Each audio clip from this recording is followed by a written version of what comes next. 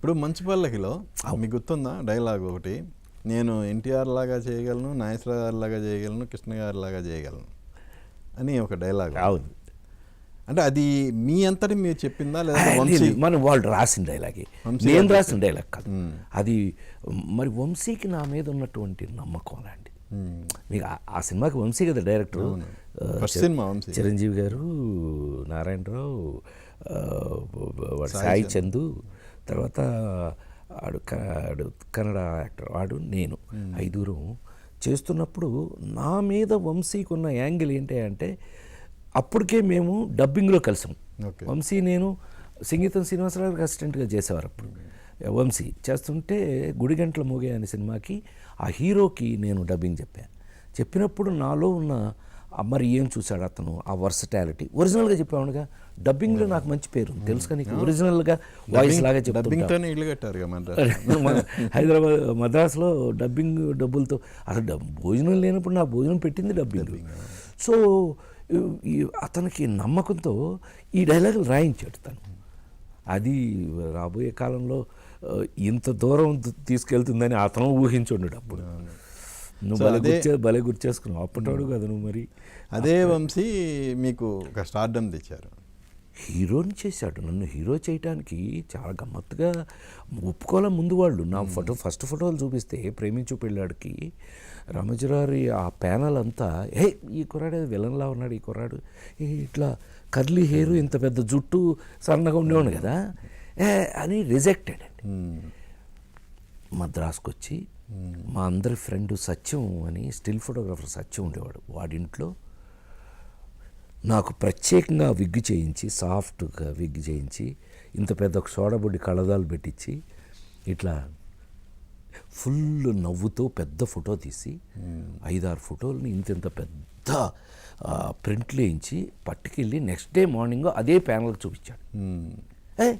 ఈ కుర్రాడు ఎవడో ఇన్నోసెంట్గా భలే ఉన్నాడే, ఈ కుర్రాడు బాగుంటాడు అన్నారు అందరూ. Thank you very much sir అని లేచి, అతనొద్దు ఇతనే అని అన్నాడు.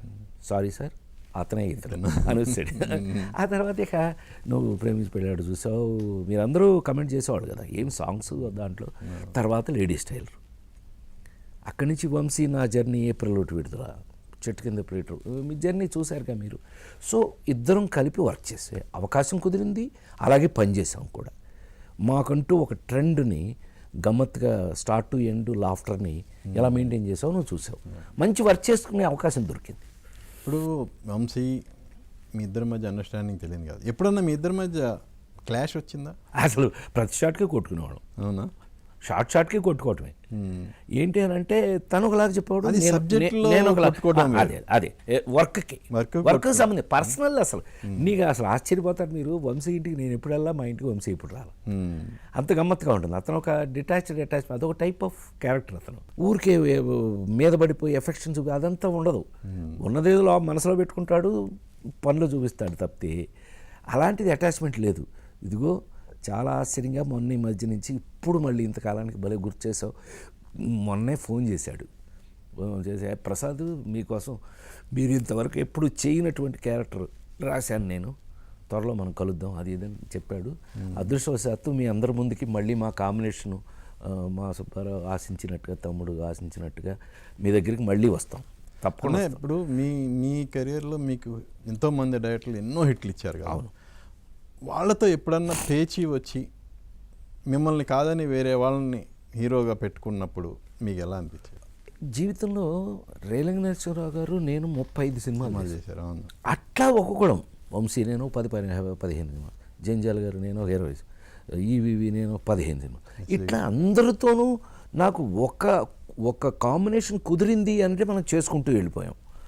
అలాంటిది చిన్న అభిప్రాయం భేదం వచ్చినట్టుగా అనిపించలేదనేది ఒకే ఒక్క మన ఎస్వి కృష్ణారెడ్డి గారితో కొబ్బరిబండం, రాజేంద్రుడు గజేంద్రుడు తన డైరెక్టర్ చేసింది నేనే, మాయలోడు. ఆ తర్వాత కొంచెం మాయలోడు చిన్న ఎక్కడో ఏమీ అది పెద్ద, అందుకేగా మళ్ళీ చేస్తున్నాం. ఇప్పుడు బ్రహ్మాండంగా చేస్తున్నాం, మళ్ళీ కలిసిపోయాం, అది వేరే విషయం. నాతో పెద్దగా ఎవరికి పగ పెట్టేసుకునే అంత ఏమి ఉండదు. ఎందుకంటే బేసిక్గా నేను ఎవరిని ఇల్ ట్రీట్ చేయను. మనిషిని మనిషిలా ట్రీట్ చేస్తాం.